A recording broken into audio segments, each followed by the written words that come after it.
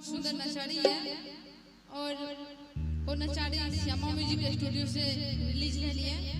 और अहाँ सबसे एक बेर रिक्वेस्ट करना चाहा कि हमर अपन एगो यूट्यूब चैनल है मौसम चौधरी एंटरटेनमेंट, तो अहाँ सब ओतो जाकर और चैनल के सब्सक्राइब करब और ओइ पर सब वीडियो सब और ऑडियो सब सुनब देखब। तो आओ सुनाबी।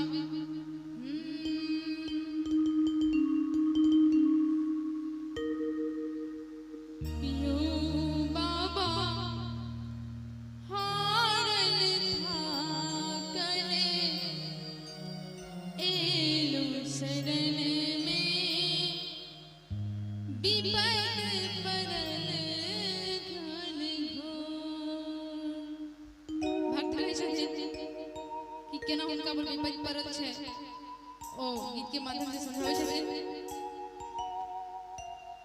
विपद परल घन घोर यो बाबा, विपद परल घन घोर यो बाबा, विपद परल घन घोर यो बाबा।